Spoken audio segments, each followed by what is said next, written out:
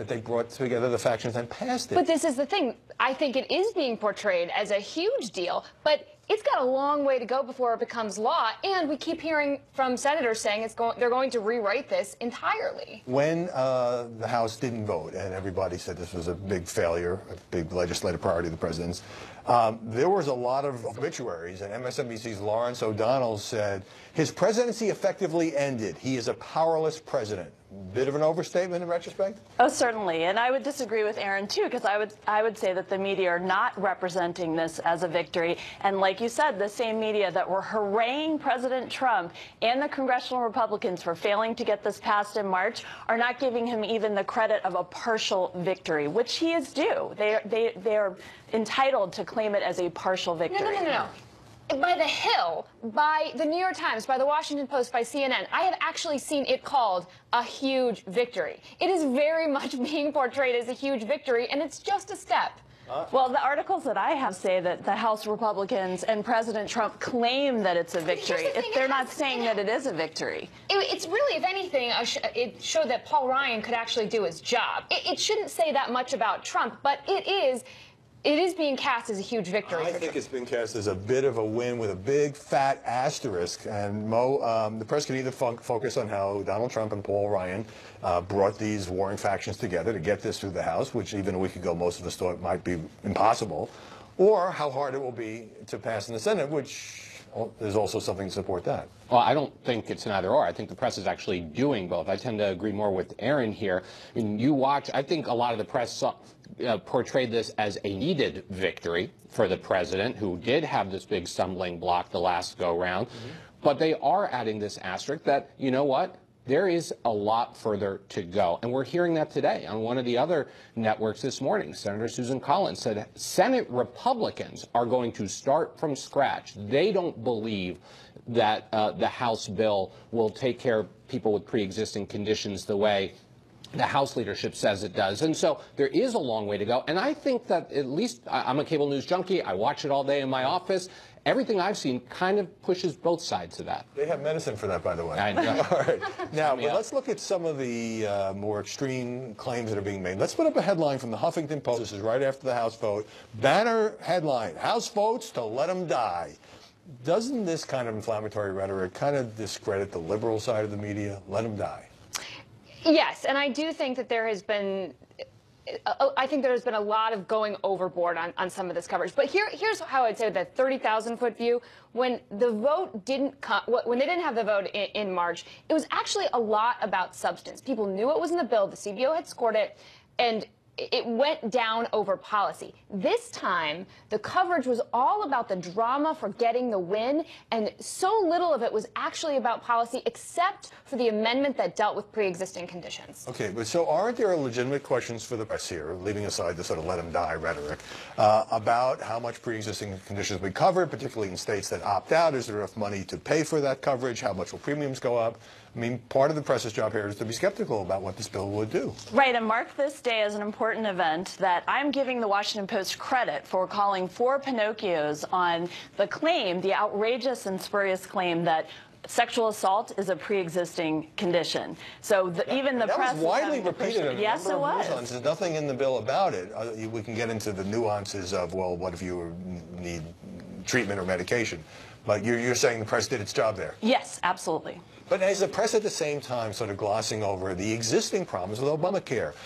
The people who have lost their coverage or have to pay a whole lot more, the states where the 1 or 2 insurers left. It seems to me that a lot of the coverage suggests that the status quo is fine, but Trump's bill would change it, and that's a bad thing. Well, I don't think you can say that the press has treated Obamacare with kid gloves over the past 9 years. I mean, it has been. How about over the past week? But over the past week, the question now is, I think everybody, Democrats and Republicans, accept the fact that Obamacare needs some adjustments, needs some fixes.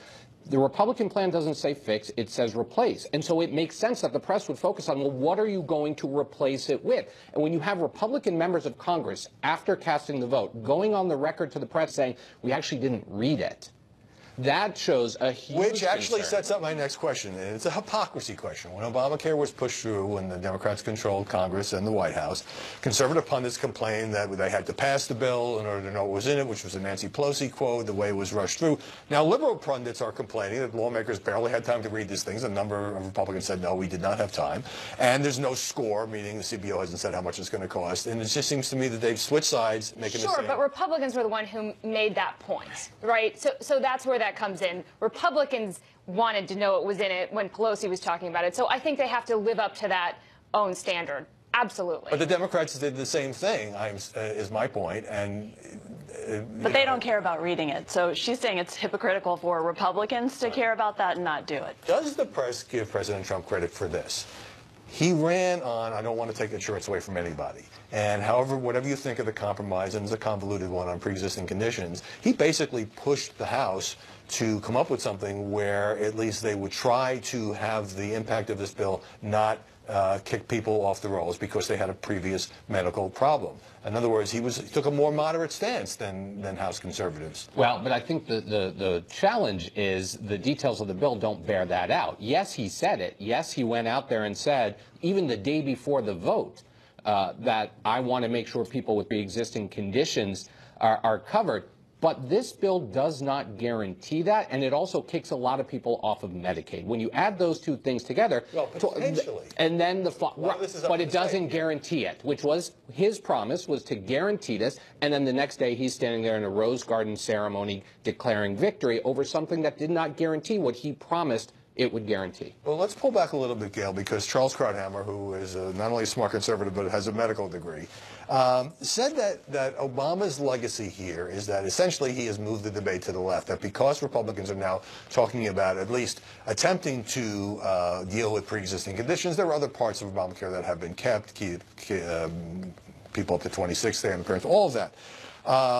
The Freedom Caucus sort of had to go along with that. In other words, how much has the political debate moved from where it would have been 7 years ago? Right, and I've written extensively about this. Once you have a big social entitlement program passed through Congress, it's very hard to ever roll it back. But the American people, 70% of them want significant changes or repeal of Obamacare because you have narrow networks, increasing premiums, skyrocketing deductibles, and so many insurers are pulling out of the states, so there are no options left. So this is coming crashing down on the Democrats, and the coverage has given short shrift, like you said, last week. It's not just the 9 years. But in the last week, the CBS, ABC, and NBC have not done a good job of showing the flaws of Obamacare. And there are, and you're right. Over the past week, the existing problems with Obamacare have not gotten that kind of coverage. Now, I asked a communications director to an influential Democratic senator on Friday, is now your time to say, going into the 2018 midterms, we know Obamacare needs to be fixed. Here are our package of fixes. Yeah. And this particular person said to me, which is a problem for all campaigns, that we can't really put out the exact policies we want to pursue because then the media will shred it. It's so much easier being in the minority when you don't necessarily have to do that. All right, let me get a break here. Let us know what you think. MediaBuzz@foxnews.com is the email. When we come back, James Comey drawing fire from pundits across the spectrum as he defends his Hillary Clinton investigation on the Hill. And later, Corey Lewandowski on the media's coverage of the president's win on health care.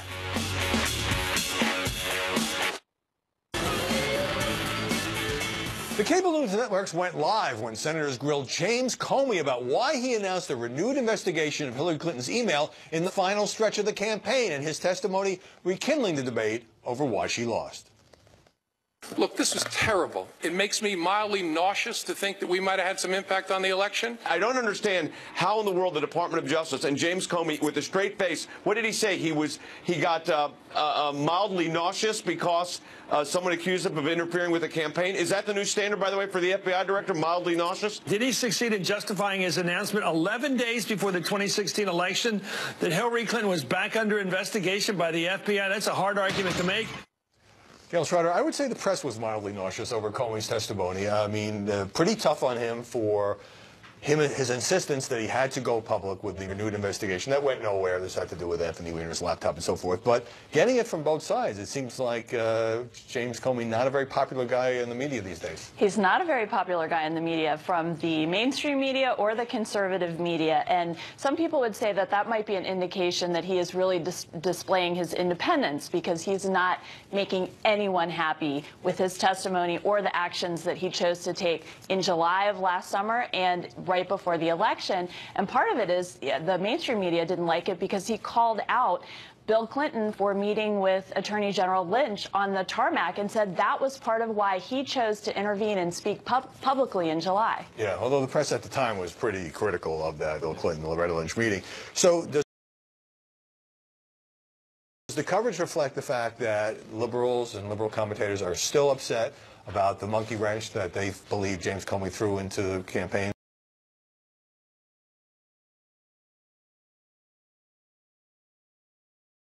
In the final couple weeks, and the fact that conservatives and conservative commentators are still upset that he didn't bring charges against Hillary Clinton in the email probe in the first place. I think what was going through Jim Comey's mind over the past year is one of the great unanswered questions in politics today. I think it reflects the fact that nobody understands it, and I don't think his testimony did a good job of putting it in perspective, of helping explain it. When he was asked by Pat Leahy why he released why he treated the Hillary Clinton stuff differently than he treated the Donald Trump stuff, he said, I didn't. He said, I thought about it the same way. And he tried to justify it. One was a completed investigation. He said one was, I waited several months, and I did it this way. And I did that. And you know what? And I don't think there are a lot of people on the left or the right that would actually agree with that. Comey did say it was a painful period for him. So Nate Silver, the data guru, says the following: if Comey's letter in late October of 2016 altered the outcome of the election, which is in dispute, but it had some impact, the media may have some responsibility for the result. The story dominated news coverage for the better part of a week, drowning out other headlines, often, he says, jumping to conclusions. Was that overcovered or not? Well, no question it got huge coverage. I mean, I remember that Friday afternoon that it came out. It was breaking news banners all across cable. It dominated that last weekend. So, yeah, of course it had some impact. You can't say that it didn't. Yeah. And now the story with Comey and the investigations and Huma Abedin seems to be going in a different direction. Right, the coverage is switching to the fact that this classified information was transmitted from Huma to her husband, who has had an open investigation, which drew the FBI's attention to it in the first place. So you do see this shifting from looking at Director Comey's decisions to the act of Huma and Anthony Weiner. Just briefly, so now we're all talking about Anthony Weiner, Huma Abedin, Hillary's emails, James Comey. It's like we're just, and Trump has gotten in on this as well. It's like we're still endlessly replaying this election. That we're also still talking about an open investigation at the FBI, the Department of Justice, the Senate and House Intelligence Committees about Donald Trump's campaign aides and their ties to Russia. So none of these issues seem to be going away right now. I'm just having answers. That's right. We don't have any of the answers. I'm just having a sense of deja vu. Well, listen, Comey has been indicating that he knows so much more than he's letting on, and he's not giving out any of those answers, and I think that's why he got some difficult coverage. Aaron McPike, Gail Trotter, Mo Alithi, thanks very much for stopping by this Sunday. Up next, Hillary Clinton taking heat from the media for saying she'd be president today if not for Jim Comey. And later, Stephen Colbert doesn't regret his crude sex joke about the president. Is he just playing to an anti-Trump crowd?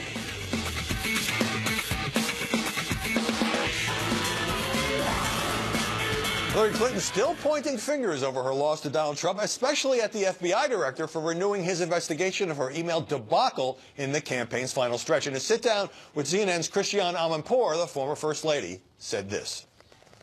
I take absolute personal responsibility. I was the candidate, but I was on the way to winning until the combination of Jim Comey's letter on October 28th and Russian WikiLeaks raised doubts in the minds of people who were inclined to vote for me but got scared off. If the election had been on October 27th, I'd be your president. That was pathetic, I'll say it. Let me go out, I'll get killed. Everybody I've talked to, Democrats, independents, Republicans alike in the media, said that was pathetic. The Clintons have taken victimhood to sort of a new scientific height. They're sort of the experts. Joining us now from Orlando, Ed Henry, Fox's chief national correspondent, who covered the Clinton campaign as the author of 42 Faith, the rest of the Jackie Robinson story. Good to see you. Same here, Ed. So Hillary Clinton there was actually quoting Nate Silver when she said she was endorsing his view that she'd be president if not for Comey, and Comey was a factor. But when she says, I'll take full responsibility, and then doesn't seem to, the media consensus seems to be that she's still not acknowledging really any significant mistakes on her part. Absolutely. I think Sean Spicer actually had it right this week when he went to the White House podium, and he basically said, you know, if the Atlanta Falcons, you know, if the Super Bowl ended at halftime, the Atlanta Falcons would have won the Super Bowl. This is absurd. You know, Election Day is Election Day. What the poll said or what anybody said a week out really doesn't matter at the end of the day. And what's absurd is to try to take credit for, I take responsibility, this one's on me, and then name 5 other people and 5 other situations that allegedly were to blame. And I think the fact that her own staff was out on Twitter lashing out at reporters saying, you're being unfair to her again. What are you talking about? She claimed to take responsibility and then blamed everyone else. Right. It wasn't much about not having much of an economic message or visiting those Rust Belt states, very often the ones carried by Trump. But people forget that she and her campaign had very testy relations with the press. You covered part of that campaign. You remember initially, for months really, they blamed journalists for making too much of the email investigation as if it was just some media obsession. Right, and now in, you know, these books like Shattered and all of the postmortems, her own advisors seem to be admitting that the email situation was a disaster from the start. I mean, John Podesta, a campaign chairman, did an interview with Der Spiegel and basically said, in retrospect, we should have just released the emails ourselves and not turned them over to the State Department. They themselves realized this was a disaster, and yet they were pointing the finger at the press and everyone else, the Republican critics throughout. They now realize inside the Clinton campaign itself that the email situation was a disaster and they never really dealt with it. We also learned that from WikiLeaks, when throughout the campaign they were saying, we need more answers. We don't even know what her message is. They didn't know. Right. As I mentioned, these comments came in an interview with CNN's Christiane Amanpour. Let's take a look at a little bit more of that.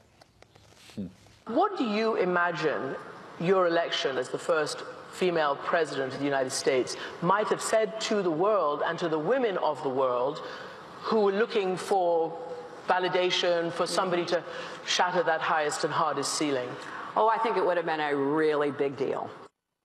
And I've got about half a minute. How would you rate the level of aggressive questioning by Christiane Amanpour? Hey, of course it would have been a big deal, but it didn't happen, and it's remarkable. I've got great respect for Christiane. I worked with her at CNN, but if you look at the speech she gave a couple months ago about Donald Trump, comparing him to a dictator who might kill journalists around the world, essentially, in the analogies, the easy questioning of Hillary Clinton is absurd, number one, and number two, this idea that Hillary Clinton is still opining about what would have happened if I were elected. Most other failed presidential candidates leave the stage. She just can't seem to do it. Yeah, well, the media love to keep this alive. Ed, stick around. We'll talk to you later in the show.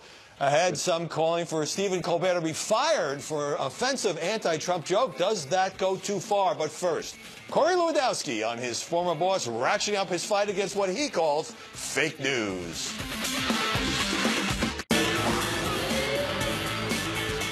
As the media raised all kinds of questions about President Trump's first major legislative victory, joining us now from Manchester is Corey Lewandowski, the president's first campaign manager and an informal advisor. And Corey, with President Trump able to get this health care legislation through the House with one vote to spare, sparked a lot of media criticism about whether millions of people will lose their coverage and even whether some people will die, according to some liberal commentators. Do you think the coverage has been fair?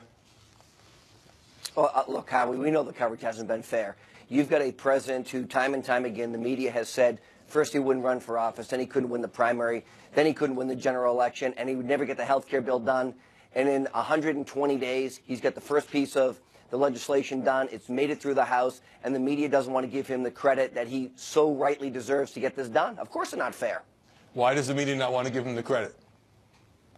Well, because there are a bunch of liberal individuals who wanted to see Hillary Clinton win. And what we saw was an analysis by Fox that came out that said 89% of the media coverage in the president's first 100 days was negative. They looked at ABC, NBC, CBS from January 20th to April 9th, 1,900 minutes of coverage. Of that, 89% of that was negative, which means 11% was either neutral or positive. And you go back and look at what Barack Obama's coverage was, and I look at what Time Magazine, their analysis was after the first 100 days. Grace under fire. I don't even know what that means, but that's how great they, treated Obama. And this president, they want to give him no credit for what he's accomplished. What about, since this bill does face a rough road in the Senate, what about the media criticism that the president and the Republicans were sort of spiking the football on the 50-yard line with that Rose Garden ceremony? Look, why don't we give him the opportunity to get the bill through the Senate? Now it's in Mitch McConnell's hands. They're going to work on the bill. It was just 3 or 4 weeks ago where they said the bill was dead and he couldn't get it through the House. And once again, he's proved them wrong. So, I think the president has the opportunity to say, look, once again, the media has a false narrative against him. He has gotten the legislation done on the House side. It's now going to the Senate side. He's the greatest negotiator our country's ever seen. He's going to get this bill done. It's going to get between the two houses. It's going to come to a signature, and he's going to get it done. Since you say that the president accusing the media of a false narrative, and not for the first time, all of these tweets where he talks about fake news, sometimes he doesn't even describe what specific story he's objecting to. Do you think it loses its punch if the president is saying this over and over again as opposed to reserving it for, truly outrageous coverage that is unfair? No, I don't think so, Howard, because the coverage is unfair in totality. And if you look at it, and if you look at what the Media Research Center said immediately following the election, that 97% of the respondents who they surveyed said they didn't let the media's bias change their opinion on who they voted for. Yeah. Go back and look at what Fox saw right now was 98% of the people who voted for Trump are standing by him, would vote for him again, because the media has been so biased against this president in the first 120 days that it is fake coverage, and he has to call him out. He has a platform that the mainstream media hates, which is social media going directly to the American people. That's how he communicates the best. All right. Just want to mention the Media Research Center is a conservative group. Now, this week you left the firm, the Washington firm that you co-founded after the election, Avenue Strategies, and there were reports that some foreign clients were being solicited with promises or dangling the possibility of access to President Trump, presumably through you. What's behind your decision? Yeah, Howie, you're exactly right. There were reports that said that there were international companies soliciting firms and promising meetings, of which I knew nothing about. I'd never spoken to these individuals. I had no relationship with them. And anybody who's making promises on my behalf is candidly not telling the truth, and I couldn't be associated with that, so I stepped away. The great news is the economy's banging. Trump is creating jobs. I'll find a new job very quickly. Were you worried at all, given your prominence and particularly your role in the campaign, that the stories about the firm that you were previously associated with were becoming a distraction for the White House? Well, not so much a distraction for the White House, but let me be clear. Anybody who's going to potentially use my name, my likeness, or my image without my knowledge, I just can't be part of. And so, look, my agenda, and I've been very clear about this, is to help companies create jobs, help the White House any way I can from the outside move their agenda forward. And if I can do that, I'll be happy to. There are a whole bunch of stories continuing about infighting within the White House fueled by leaks that presumably are coming from, actually many of the stories say, senior White House officials, sometimes outside advisors. We saw this with Steve Bannon. And there were all these stories about how he was losing influence, and meanwhile he's still there and apparently has the same amount of influence. But New York Times piece the other day on Reince Priebus, the chief of staff, the day after the win in the House on health care, described this as the vote as less of a reprieve, less of a victory than a reprieve for Priebus, saying he's a would-be gatekeeper desperately in search of a gate. Do these sorts of leaks hurt the president? Because it does seem like it's a pretty leaky White House. No, of course leaks hurt the president, and there's always been leaks, and there will always be leaks. But I think what would be a nice thing to give Reince Priebus the credit he deserves for getting this piece of legislation done on the House side. I know for a fact that Reince was up there, he's making phone calls, he was talking to members, he is on the president's agenda, he's moving the president's agenda forward, and any of these internal leaks. And what I've said 100 times, and I'll repeat it here, anybody who is not on the president's agenda should not be working for the administration. They should not be working for the government, because there is one person's agenda that has to move forward. That's the president's. If you don't want to support his agenda and you're the person who answers the phones or you're the chief of staff, you shouldn't be in the government. And what we saw was Reince Priebus on the president's agenda, getting this health care bill done through Congress, at least on the House side for now. Well, there's my headline. Corey to leakers, get out. And just the surprising thing was, this was a pretty big victory for the White House and for Reince Priebus in particular, who took the lead on it. Usually you get that kind of story when you've done something bad or you're about to resign. Anyway, great to see you, Corey Lewandowski. Thanks very much for joining us from New Hampshire. Thank you. Coming up, Stephen Colbert using crude language to mock Donald Trump. A teary Jimmy Kimmel taking a swipe after doctors save his newborn baby's life. Are these late-night shows now anti-Trump territory?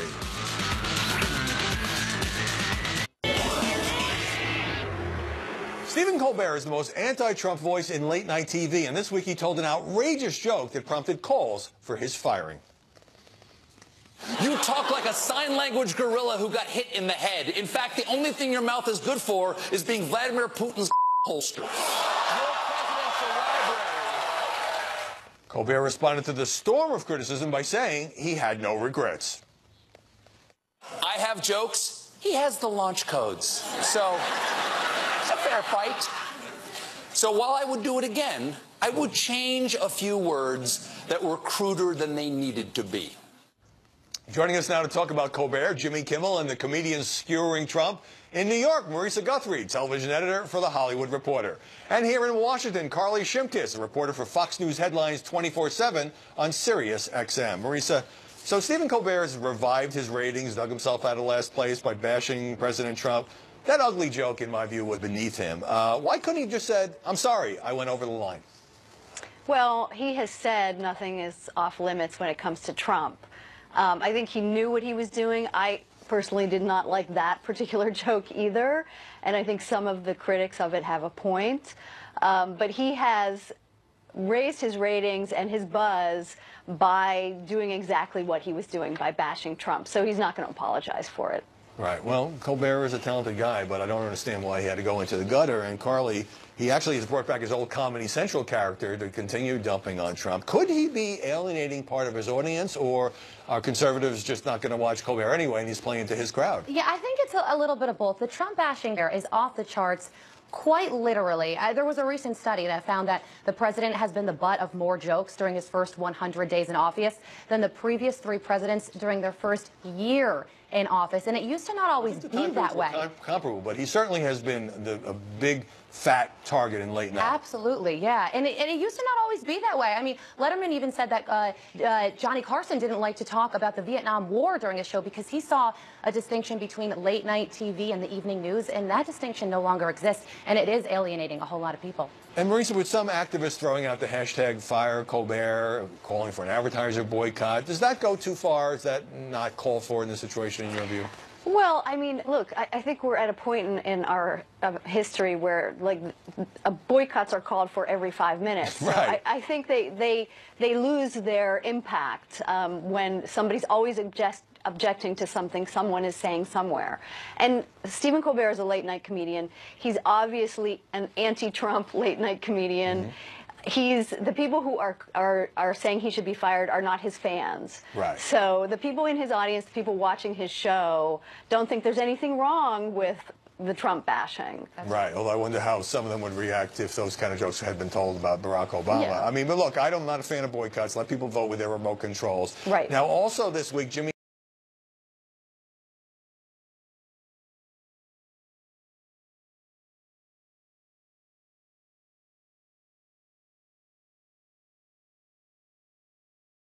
Kimmel had a very heartfelt moment. We're going to play a little bit of that for you. You've probably seen it because it's been so viral. But he also injected politics in it. Let's take a look. Dr. Starnes opened his chest and fixed one of the 2 defects in his heart. He went in there with a scalpel and did some kind of magic that I couldn't even begin to explain. He opened the valve, and the operation was a success. It was the longest 3 hours of my life. President Trump last month proposed a $6 billion cut in funding to the National Institute of Health. If your baby is going to die, and it doesn't have to, it shouldn't matter how much money you make. So it must have been so traumatic to go through the possibility of losing your newborn baby. My heart goes out to Jimmy Kimmel, and I hesitate to criticize him. But then at the end, he brought in Trump budget cuts, kind of made a pitch for Obamacare. Should he have blended his personal trauma with politics? You know, this moment with Kimmel was far less political to me than anything that Colbert is doing. The White House even responded and said that, yeah, they kind of agree with what Jimmy Kimmel is saying with, you know, the coverage of pre-existing conditions. So I would have to say that what Kimmel did, and I understand the criticism there, is far less egregious than the insult lobbing Colbert that right. Marisa, you know, Kimmel is also a Trump critic. We saw that at the Oscars. And some critics of his are saying, well, you know, he's rich, he's an elitist, this sort of thing doesn't affect him, and why did he have to take this authentic moment and make it political? Your thoughts? Well, I think he genuinely felt that he had an opportunity to say something. And he was saying this during the week when the House was passing their second version of the American Health Care Act, which, as he noted, has deep cuts for the National Institutes of Health. So I think that his grief and relief was genuine, but I also think that he genuinely is concerned about these things. And, you know, just because he makes a lot of money and doesn't have to worry about health care doesn't mean he can't have concern for the other people who don't. That's a fair point. You know, by the way, for all the focus on the Colbert's sex joke, you know, Bill Maher the other night suggested basically incest between Donald and Ivanka Trump, and it was just awful with a certain hand gesture, and it hasn't gotten as much attention, but I just wish none of them would go there. And so finally, Carly, Samantha Bee, John Oliver, Trevor Noah, Seth Meyers, virtually all the late-night comics except for Jimmy Fallon are now anti-Trump. What does that say about that part of the media world? Well, it's almost as if you don't bash the president, you can't sit at the cool kids table at the Hollywood high school. And you're right, Fallon is actually getting a lot of criticism for not making fun of the president enough, right, which is very interesting. I mean, they're clearly trying to play towards young voters, young people who are, not very fond of the president, the millennials, but at the same time, like I said before, they're alienating a whole lot of other people. Right. I mean, I'm all for comedy and comedians having leeway, but it does seem like you're right. In the office of the presidency no longer. Well, there is that. All right, Carly Shimkus, Marisa Guthrie, thanks very much for joining us this Sunday. Appreciate it. After the break, President Trump says the fake media are officially out of control. What's behind that? We'll take a look. Trump keeping up his assault on the mainstream media, tweeting the other day, 2 minutes after the morning shows came on, the fake news media is officially out of control. They will do or say anything in order to get attention. Never been a time like this. And we're back with Ed Henry. Ed, he loves Fox and Friends, which you're sometimes on, but the 7:02 tweet would seem to indicate that he's ticked off at the other morning shows, so he didn't provide anything specific. Yeah, no, and he's watching the A blocks maybe of these shows that he claims he doesn't watch. Here's the bottom line. He has a beef, though, with some of this big picture coverage. I mean, you were talking at the top of the show about what was a major victory, a partial victory. He's got more to come on health care, but he moves the ball forward. And what is the narrative from the mainstream media? It's that people may die waiting for coverage because their premiums are going to go up so high, they're not going to be able to afford it. By that logic, wouldn't people already be dying from Obamacare when in the state of Arizona premiums are up 116%? How many times have you seen that on the morning shows, Howie? Right. No, the dying narrative has come from some in the mainstream media, and particularly on the left. But now let me ask you about the president's fascinating interview with CBS's John Dickerson, because at the end of this interview on Face the Nation, he called it Deface the Nation on the air. They got into the original tweet in which the president said that Barack Obama had authorized wiretapping against him, and it ended on kind of an awkward note. Let's check it out. Yeah. You're the president of the United States. You said he was sick and bad because he had tapped you. You can take any way. You can take it any way you want. But I'm asking you because you don't want it to be fake news. I want to hear it from President Trump. You don't have to ask me. Why not? Because I have my own opinions. You can have your own opinions. But I want to know your opinions. You're the president of the United States. It's enough. Thank you. Thank you very much. Ed, what did you make of the way that John Dickerson kept asking the question, and we didn't even show the entire thing, and how it seemed to get under the president's skin? He may have gone a little far, but I'd have to side with John Dickerson on this one. He's a fair journalist, by and large, and I think that he asked a legitimate question multiple times, which is the president of the United States started this whole thing about allegedly being wiretapped by former President Obama. And when President Trump doesn't want to talk about